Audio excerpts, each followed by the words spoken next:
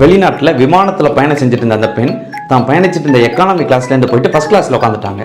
அங்கேருந்து விமான பணிப்பெண் வந்து, மேம் நீங்கள் எக்கானமி டிக்கெட் எடுத்துருக்கீங்க, நீங்கள் அங்கே தான் உட்காரணுன்னு இருக்காங்க. அதுக்கு இவங்க, நான் அழகாக இருக்கேன், நான் நியூயார்க் போகிறேன், நான் இங்கே தான் உட்காருவேன்னு இருக்காங்க. இல்லை மேம் நீங்கள் அங்கே தான் உட்காரணும் அப்படிங்கிறதுக்கு மறுபடியும் இவங்க, நான் அழகாக இருக்கேன், நான் நியூயார்க் போகிறேன், நான் இங்கே தான் உட்காருவேன்னு இருக்காங்க. இந்த பொண்ணுக்கு மனநலம் பாதிக்கப்பட்டிருக்குள்ள இருக்கு அப்படின்னு போயிட்டு கோ பைலட் விஷயத்தை சொல்லியிருக்காங்க. அவரும் வந்து சொல்லியிருக்காரு, மேம் நீங்கள் அங்கே தான் உட்காரணும்னு. அவங்ககிட்டையும் அதே டயலாக சொல்லியிருக்காங்க. இவர் போயிட்டு பைலட்கிட்ட சொல்லிட்டு, இல்லை அவங்க சரிப்பட்டு வர மாட்டாங்க, நம்ம இறங்கினோடனே நம்ம போலீஸ்கிட்ட சொல்லிடுவோன்னு இருக்காங்க. பைலட் வந்துட்டு, இல்லை நீங்கள் பார்த்துங்க, நான் அதை வேறு மாதிரி ஹேண்டில் பண்ணுறேன்னு சொல்லிட்டு நேராக வந்து அந்த பொண்ணு காதில் ஏதோ ஒரு விஷயத்த சொல்லியிருக்காரு. உடனே அந்த பொண்ணு, ஐம் சாரி அப்படின்னு சொல்லிட்டு போயிட்டு எக்கானமியில் உட்காந்துட்டாங்க.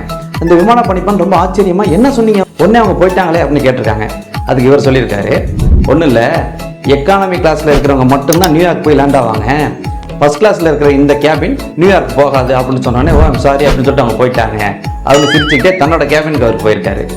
பிரச்சனை ஒன்று தான், அதை எப்படி ஹேண்டில் பண்ணுறோம் அப்படிங்கிறத பொறுத்து அதுக்கான முடிவுகள் மாறும். அதே மாதிரி ஒரு சில பேர் நான் ஒரு ஆட்டுக்குட்டியை பிடிச்சி வச்சுட்டு தான் பிடிச்ச முயலுக்கு 3 கால் அப்படின்னு சொல்லுவாங்க. அவங்க கிட்ட போயிட்டு, சார் நீங்கள் பிடிச்சிருக்கிறது முயலும் கிடையாது, அதுக்கு 3 காலும் கிடையாதுன்னு சொன்னீங்கன்னா அதை அவங்க ஏற்றுக்க மாட்டாங்க. அவங்களை திருத்த முயற்சி பண்ண சொல்லி உங்களோட எனர்ஜியை வேஸ்ட் பண்ணாதீங்க. இல்லை அவங்கள மாற்றியே ஆகணும் அப்படிங்கிற முடிவு வந்துட்டீங்க அப்படின்னா அந்த பைலட் மாதிரி அவங்க போக்கிலே போய் அவங்கள மாற்ற முயற்சி பண்ணுங்க.